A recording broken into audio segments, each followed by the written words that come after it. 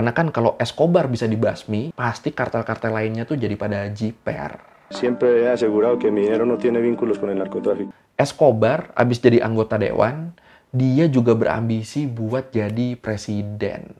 Nah, ini juga nih, orang yang sejak gue bahas Kuda Nilnya 2 tahun lalu kalau nggak salah, sejak itu jadi banyak yang request buat bahas dia. Buat bahas Pablo Escobar. Tapi entah kenapa nggak gue bahas-bahas ya, skip terus tuh. Jadi ya udahlah, ayo kita bahas sekarang. Kita bahas Pablo Escobar, kartel dan mafia Kolombia yang legendaris, yang buat sebagian orang dia nih pahlawan. Di Learning by Googling. Oke, jauh sebelum dia dikenal sebagai kartel, perjalanan kriminal Pablo Escobar ini nih ternyata udah dimulai sejak dia masih remaja. Menurut The Famous People, Pablo Escobar jadi kriminal karena motivasi masa kecilnya, yang pengen jadi jutawan sebelum usia 22 tahun. Sejak saat itu, apapun bakal dia lakuin biar bisa jadi orang kaya. Termasuk jadi kriminal. Ya semoga lu yang punya motivasi pengen kaya nggak milih jalurnya Escobar ya. Nah, Pablo Escobar muda akhirnya memulai perjalanan kriminal dia dengan nyolongin nisan-nisan di kuburan. Abis nisan-nisan ini dicolong, abis nisan-nisan ini dicuri, nisannya tuh terus dia alusin dan kemudian dijual lagi. Wah, kepikiran ya. Dan gak cuma itu, kalau menurut Britannica, Escobar juga ngembangin profesi kriminalnya ke hal-hal lain. Kayak nyelundupin peralatan stereo, jualan rokok selundupan, malsuin tiket lotre, malsuin ijazah, sampai bikin rapot palsu. Dan mirisnya di sini, ketika anaknya fokus jadi penjahat, anaknya fokus jadi kriminal serba bisa kan tadi, ibunya Escobar tuh ternyata adalah seorang guru sekolah. Wah. Yo sé que mi hijo no era tan malo como lo pintaban. Yo sé que a él le atribuían todo lo malo que sucedió. Dan akhirnya, karena kelakuannya yang buruk di mana-mana, ini nih bikin Escobar kena DO dari sekolah. Setelah kena DO, bukannya dia bermuasabah diri dan sadar, DO-nya dia ini malah jadi jalan Escobar buat makin fokus ke dunia kriminal. Dia mulai gabung ke geng begal mobil. Mobil-mobil yang berhasil dia curi atau dia rampas, semuanya tuh dipretelin, spare partnya dijual, dan sebagian uangnya dia pakai buat nyuap polisi. Wah, ini jangan ditiru ya, bukan tutorial ini. Kalau menurut Mark Bowden di bukunya Killing Pablo, di situ dia bilang, meskipun banyak laporan kejahatan Escobar yang udah ditutupin, Pablo Escobar tetap sempat masuk penjara beberapa bulan, waktu umurnya hampir 20 tahun. Beberapa bulan doang tapi ini. Habis dia keluar penjara di awal tahun 1970-an, kejahatan Escobar nih jadi makin berkembang. Sekarang mulai mengarah ke kekerasan. Di sini Escobar mulai bayar penjahat lain buat nyulik orang-orang yang punya utang sama dia. Terus dia juga bakal ngancem keluarganya dan minta tebusan. Nah, salah satu kasus model begini yang paling terkenal dan ngelibatin Escobar adalah kasus penculikan dan pembunuhan Diego Echavarria Misas, seorang pebisnis dan filantropis Kolombia. Kenapa kasusnya terkenal? Karena kalau menurut The Guardian, Diego Echavarria ini adalah sosok yang terkenal baik di kalangan kelas atas, tapi nggak disukain sama orang-orang kelas bawah. Jadi pas dia terbunuh ya rame masyarakat. Ada yang marah, tapi ada juga yang seneng. Terus kasus ini jadi makin rame pas ketahuan kalau ternyata keluarga Echavarria ini sebenarnya udah sempat ngasih uang tebusan sebesar 50.000 US dollar. Tapi endingnya Diego Echavarria tetap dibunuh. Dan Pablo Escobar sendiri, dia nih nggak pernah terbukti di pengadilan kalau dia terlibat sama kasus ini. Tapi tetap banyak orang yang percaya kalau Escobar adalah otak di balik kasus pembunuhan ini. Ya, di luar bener dia yang ngebunuh apa bukan, yang pasti nama Pablo Escobar mulai dikenal gara-gara kasus ini. Khususnya sama masyarakat kelas bawah yang nggak suka sama Diego Echavarria. Masuk ke pertengahan 1970-an, waktu itu industri kokain ini lagi mulai menjamur di Kolombia. Kelompok-kelompok kriminal yang sebelumnya ngejualin ganja dari Kolombia ke Amerika Utara, mereka mulai pada beralih ke kokain. Dan ternyata bisnis ini sukses besar dan ngasih keuntungan yang nggak main-main. Dan salah satu orang yang bisa ngelihat potensi bisnis besar ini, ya siapa lagi kalau bukan Don Pablo Escobar. Bahkan setelah bisnisnya jalan, Escobar nih jadi salah satu pendiri Medellin Cartel. Kartel narkoba terbesar waktu itu. Lu inget kan tadi motivasi Escobar buat jadi kaya, buat jadi jutawan sebelum umur 22 tahun? Nah, bisa dibilang dia berhasil ngewujudin cita-citanya ini. Bahkan ngelebihin harapan dia. Nih, kalau menurut Britannica, keuntungan Escobar dari bisnis narkoboy ini bikin Pablo Escobar punya harta sampai sekitar 25 miliar US dollar. Mimpinya jadi jutawan, endingnya malah jadi miliarder. Gila. We were living in a life that we felt that power was endless. Nah, ini bagian yang paling menarik nih menurut gua nih. Dengan banyaknya keuntungan yang didapat dari bisnis haram ini nih bikin Pablo Escobar bisa beli apa aja yang dia mau. Bisa bikin apa aja yang dia mau. Kalau menurut The Guardian, di kota Medellin aja, Pablo Escobar tuh punya 19 tempat tinggal. Yang semuanya ada helipad-nya. Wow. Terus menurut Britannica, Pablo Escobar juga punya satu kawasan yang dikasih nama Hacienda Nápoles. Kawasan yang isinya tuh ada macem-macem. Mulai dari tempat tinggal, lapangan bola, danau buatan, arena matador, landasan terbang, lapangan tenis, ada semua di situ. Bahkan di kawasan ini juga ada kebun binatang pribadinya, yang isinya tuh binatang-binatang eksotik, kayak jerapah, unta, sampai kuda Nil. Ini pernah gue bahas ini ya, gimana sih kuda Nilnya Escobar ini jadi masalah di Kolombia sampai sekarang. Marketing nyelip begini halal kan ya? Dan hebatnya Escobar, gak cuma doyan foya-foya, dia juga dikenal suka banget ngadain kegiatan amal buat ngebantu masyarakat miskin di Kolombia. Dan gara-gara ini akhirnya banyak kelompok masyarakat miskin di Kolombia yang nyamain Pablo Escobar sama sosok Robin Hood. Oke. Nah, waktu itu bisnis kokain di Kolombia ini edannya bisa dibilang bikin ekonomi Kolombia nih meningkat. Pengangguran di sana berkurang, uang asing banyak yang masuk ke Kolombia, bisnis-bisnis baru bermunculan. Ya intinya kelihatan bagus lah ini. Kelihatannya. Sayangnya, kemajuan ini juga bikin kualitas hukum di Kolombia ini jadi anjlok. Suap di mana-mana, peperangan antar kartel nggak bisa dicegah, ya kacau lah keadaan di Kolombia waktu itu.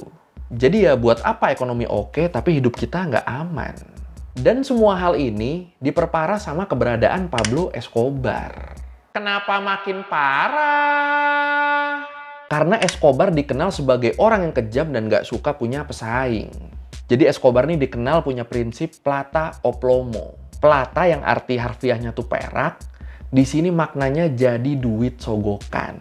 Terus plomo yang artinya timah, di sini maknanya jadi peluru atau pembunuhan.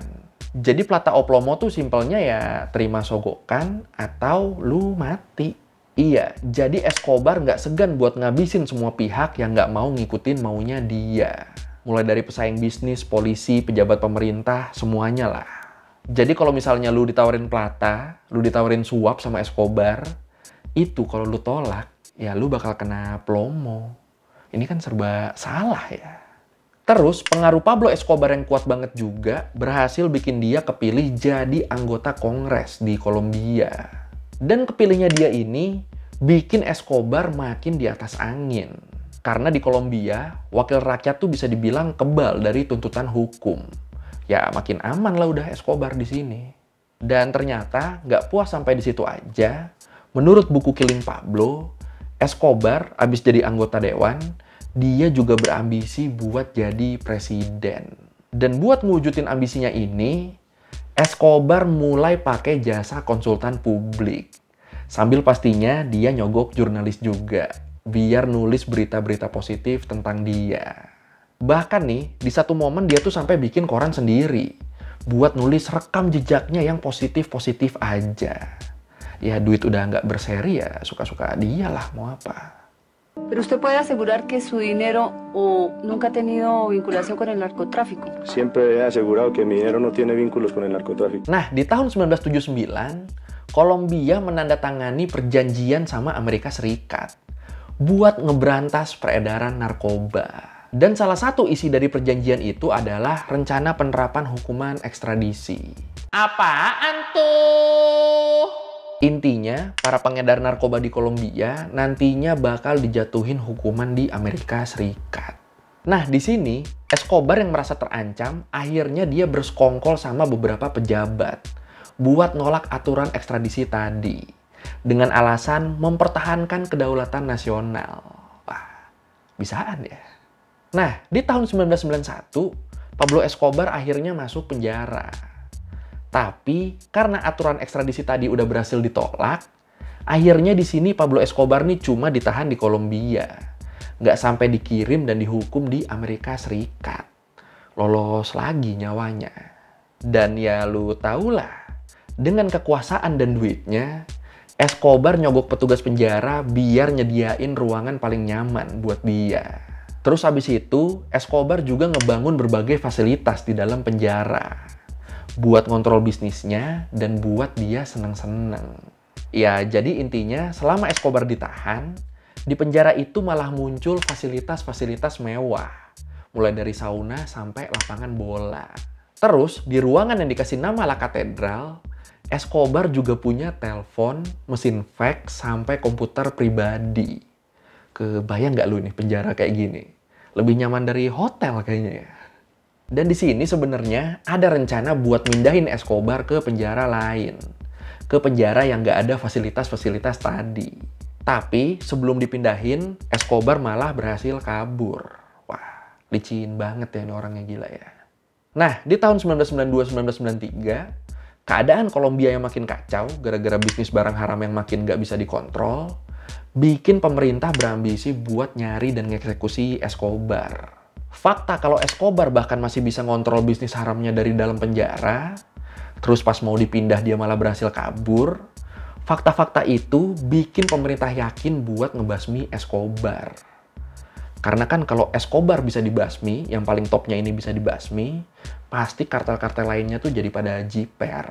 Menurut Britannica, dilaporin kalau perburuan ini juga di-backingin sama pemerintah Amerika Serikat dan ditunggangin sama kelompok kartel yang jadi lawan bisnisnya Escobar. Di sinilah nih, muncul Los Pepes, kelompok khusus buat ngebunuh Escobar. Anggotanya bukan dari kepolisian. Anggotanya berasal dari berbagai macam kartel. Termasuk ada juga di dalamnya mantan pegawainya Escobar. Gimana? Apa perlu kita bahas sendiri Los Pepes ini? Silakan komen. Nah, akhirnya di tanggal 2 Desember 1993, sehari setelah Escobar ngerayain ulang tahunnya yang ke-44, kediaman Pablo Escobar di Medellin diserbu sama sekelompok pasukan khusus Kolombia yang ditugasin buat nyari Escobar. Pecah di situ udah. Adu tembak dan kejar-kejaran antara pasukan tadi sama anak buah Escobar. Dan pengejaran ini sampai bikin Escobar dan anak buahnya lari ke rooftop, lari ke genteng. Nah, setelah di genteng ini nih, banyak informasi yang simpang siur, informasi yang nggak jelas. Beberapa percaya kalau Escobar bunuh diri, tapi beberapa juga percaya kalau Escobar nih tewas waktu adu tembak di rooftop. Lu percaya yang mana? Ya, versi manapun yang benar, yang pasti setelah kematian Pablo Escobar, pemerintah Kolombia mulai ngeberantas kartel-kartel narkoba di sana. Terutama kelompoknya Pablo Escobar, sisa-sisanya. Kroco-kroco Escobar yang masih ada, itu diberesin semuanya. Adenya Pablo Escobar, Roberto Escobar, yang dulunya juga salah satu petinggi di kartel Medellin, akhirnya dia ditangkap dan dihukum 14 tahun penjara. Aset-asetnya Escobar juga akhirnya beralih fungsi. Termasuk di sini Hacienda Nápoles, yang jadi kawasan wisata dan museum setelah diambil alih sama pemerintah Kolombia. Dan ya kayak yang kita tahu, walaupun udah lama mati, tapi kisah hidup Don Pablo Escobar ini masih banyak menginspirasi karya-karya seni. Bahkan sampai sekarang. Mulai dari buku, film, series. Ya series sih sekarang yang paling terkenal ya, Narcos ya. Di situ kan digambarinnya Escobar ini nggak cuma sekedar penjahat. Dia juga orang yang sayang banget sama keluarganya. Ya sesuai kayak pengakuan saudara-saudara dan anaknya sih ya. Kalau lu sendiri gimana?